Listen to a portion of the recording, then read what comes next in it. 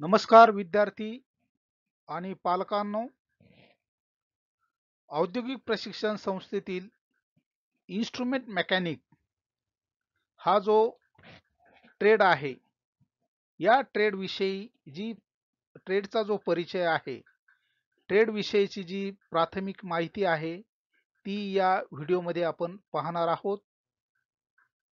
मी आपणास आवाहन करू इच्छिल की आपण ITI डिजिटल स्किल हब या माझ्या यूट्यूब चॅनलला सबस्क्राईब करा आणि व्होकेशनल एज्युकेशन औद्योगिक प्रशिक्षण संस्थेतील प्रवेश प्रक्रिया वेगवेगळ्या व्यवसायाचे परिचयसाठी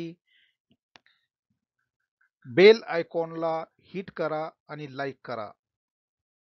तर विद्यार्थी मित्रांनो, हा जो कोर्स आहे इन्स्ट्रुमेंट मेकॅनिक, या कोर्सचा कालावधी 2 वर्ष असून याच्यासाठी शैक्षणिक पात्रता जी आहे प्रवेशासाठी आवश्यक असते ती 10वी उत्तीर्ण, शास्त्र व गणित विषयासह उत्तीर्ण असणं आवश्यक आहे. इयत्ता 10वीच्या निकालानंतर दुसऱ्या दिवसापासून व्यवसाय शिक्षण व प्रशिक्षण संचालनालय महाराष्ट्र राज्य यांच्या अधिकृत वेब पेजवर प्रवेश प्रक्रियेला ऑनलाईन सुरुवात होते, याची विद्यार्थ्यांनी नोंद घ्यावी. आपला अर्ज ऑनलाईन पद्धतीने दिलेल्या विहित मुदतीत आपण तो भरायचा आहे. या कोर्समध्ये काय शिकवले जाते?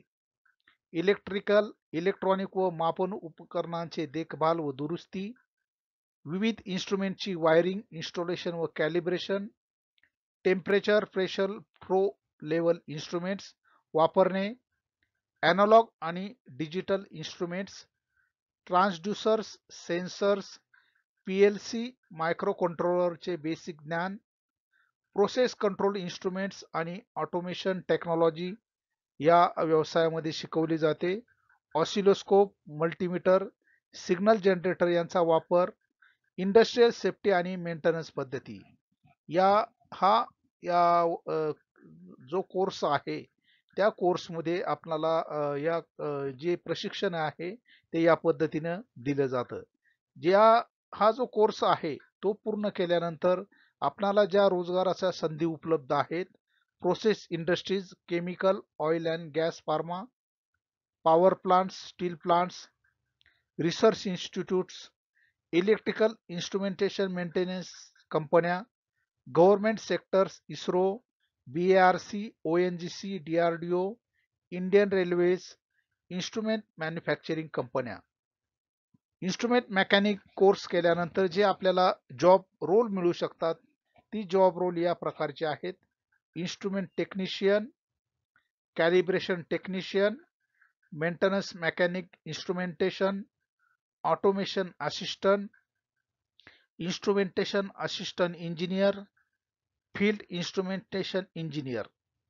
या कोर्स नंतर ज्या पुढील शिक्षणाच्या संधी उपलब्ध आहेत त्या याप्रमाणे आहेत: diploma BE in instrumentation engineering, automation, PLC, SCADA, DCS, IoT, robotic संबंधित कोर्सेस आपल्याला हा कोर्स पूर्ण केल्यानंतर करता येतील.